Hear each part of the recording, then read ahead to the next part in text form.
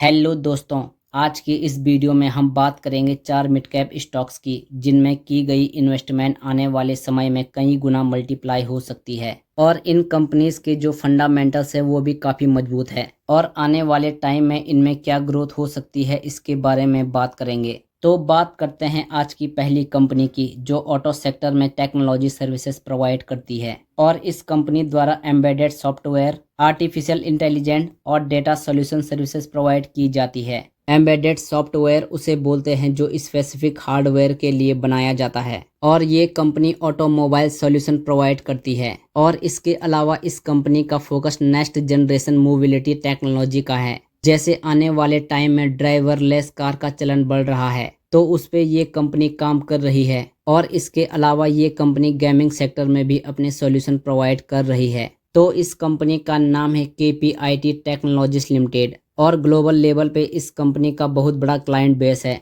जिसमें BMW, Honda, Jaguar, Hyundai, Ford जैसी और भी कई कंपनी इनसे सालों से जुड़ी हुई है। अब कंपनी के फंडामेंटल्स की बात करें तो कंपनी का मार्केट कैप 42,778 करोड़ रुपए का है। स्टॉक का PE 130.89 का, PB 26.65 का, बुक वैल्यू 58.54 रुपीज़ और फेस वैल्यू 10 रुपीज़ की है और डेट कंपनी के ऊपर बिल्कुल भी नहीं है। वहीं ROE 21.92% का और ROCE 29.18% का है। कंपनी की सेल्स ग्रोथ 28.40% और प्रॉफिट ग्रोथ 17.66% की है। तो वैल्यूएशन ठीक ठाक देखने को मिल जाते हैं। PE थोड़ा ओवर वैल्यूड है। वहीं शेयर होल्डिंग पैटर्न देखें तो प्रमोटर्स के पास 39.47% स्टेक मौजूद है, FII के पास 23.98% और DII के पास 13.99% स्टेक मौजूद है। बाकी का 22.56% स्टेक पब्लिक यानी कि रिटेल इन्वेस्टर्स के पास में मौजूद है।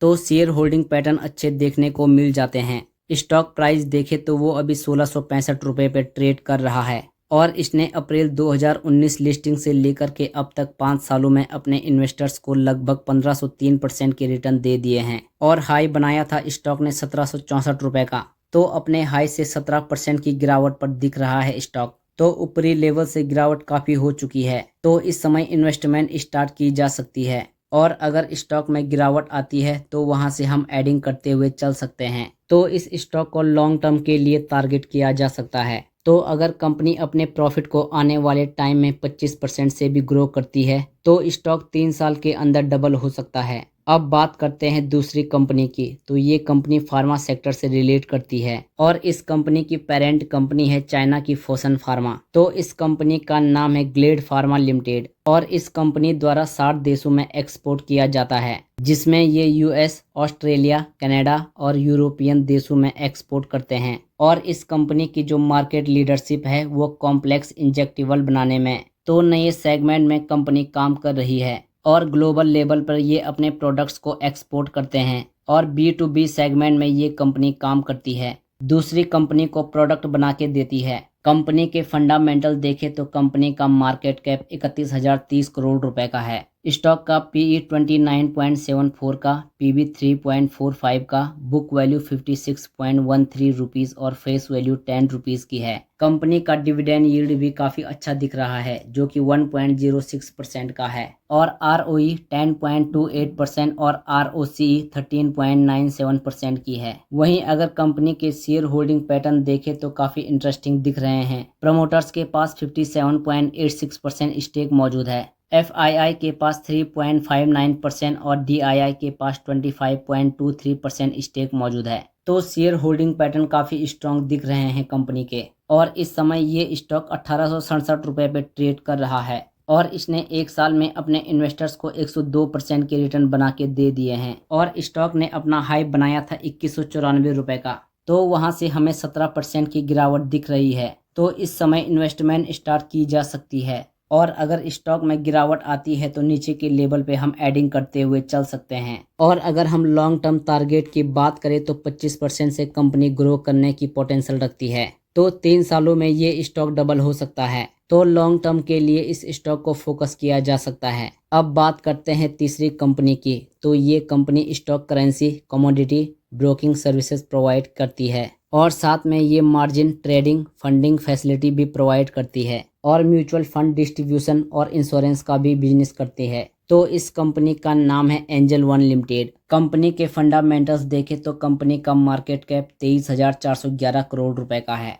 स्टॉक का पीई 20.66 का, पीबी 5.2 का, बुक वैल्यू 501 रुपीस और फेस वैल्यू 10 रुपीस की है। कंपनी का डिविडेंड यील्ड भी काफी अच्छा देखने को मिल जाता है, जो कि 1.33% का है। वहीं आरओई 49.14% का और आरओसी 44.60% का है। कंपनी की सेल्स ग्रोथ 31.44% और प्रॉफिट ग्रोथ 43.40% की है। तो वैल्यूएशन अच्छे दिख रहे हैं कंपनी के। वहीं शेयर होल्डिंग पैटर्न देखें तो प्रमोटर्स के पास 38.21% स्टेक मौजूद है। एफआईआई के पास 17.27% और डीआईआई के पास 9.49% स्टेक मौजूद है। बाकी का 35.03% स्टेक पब्लिक यानी कि रिटेल इन्वेस्टर्स के पास में मौजूद है। तो शेयर होल्डिंग पैटर्न भी अच्छे देखने को मिल रहे हैं। कंपनी का स्टॉक प्राइस देखे तो 2596 रुपए पे ट्रेड हो रहा है और इसने एक साल में अपने इन्वेस्टर्स को 110% के रिटर्न दे दिए हैं और इस स्टॉक ने अपना ऑल टाइम हाई बनाया था 3896 रुपए का। तो वहां से हमें 35% की गिरावट इस स्टॉक में दिख रही है। तो ऊपरी लेवल से काफी गिरावट हो चुकी है और स्टॉक अपने सपोर्ट लेवल के आसपास ट्रेड कर रहा है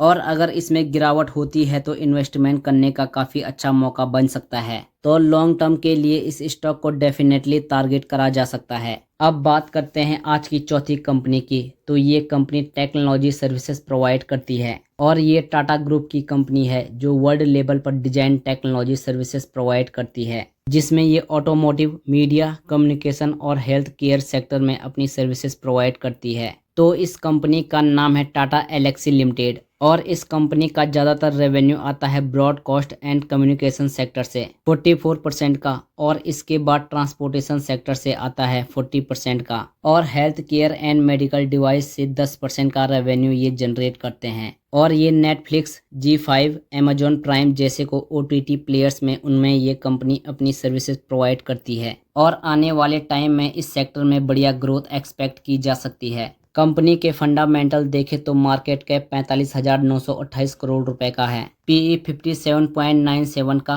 पीबी 18.33 का, बुक वैल्यू 402.34 रुपीस और फेस वैल्यू 10 रुपीस की है। और डेट की बात करें तो कंपनी टोटली डेट फ्री है। कंपनी के ऊपर एक भी कर्जा मौजूद नहीं है। वहीं कंपनी का आरओई 40.97% का और आरओसी 51.80% की है। सेल्स ग्रोथ 27.28% और प्रॉफिट ग्रोथ 37.39% की है। तो वैल्यूएशन अच्छे देखने को मिल जाते हैं। वहीं शेयर होल्डिंग पैटर्न देखें तो प्रमोटर्स के पास 43.92% स्टेक मौजूद है। एफआईआई के पास 14.56% और डीआईआई के पास 6.05% स्टेक मौजूद है। बाकी का 35.47% स्टेक पब्लिक यानी कि रिटेल इन्वेस्टर्स के पास में मौजूद है। तो शेयर होल्डिंग पैटर्न भी अच्छे देखने को मिल रहे हैं। कंपनी का स्टॉक प्राइस 7,360 रुपए पे ट्रेड कर रहा है और 5 सालों में इस कंपनी ने अपने इन्वेस्टर्स को 744% के रिटर्न बना के दिए हैं और इस स्टॉक ने अपना ऑल टाइम हाई बनाया था 10,240 रुपए के आसपास। तो इस कंपनी में एंट्री लेने का एक अच्छा टाइम है क्योंकि स्टॉक 32% की गिरावट पे चल रहा है और अगर इस स्टॉक में हमें गिरावट दिखाई देती है तो एडिंग करते हुए हम चल सकते हैं। और अगर हम लॉन्ग टर्म टारगेट की बात करें तो ये कंपनी अभी भी 25% से ग्रोथ करने की कैपेबिलिटी रखती है। तो आने वाले समय में स्टॉक में काफ़ी अच्छी ग्रोथ दिख सकती है। तो लॉन्ग टर्म के लिए डेफिनेटली इस स्टॉक को कंसिडर किया जा सकता है। बाकी आज की इस वीडियो में बस इतना ही। तो अगर आपको वीडियो पसंद आई हो तो प्लीज़ वीडियो को लाइक कीजिएगा और हमारे चैनल को ज़रूर सब्सक्राइब करें। मिलते हैं अगली वीडियो में। धन्यवाद।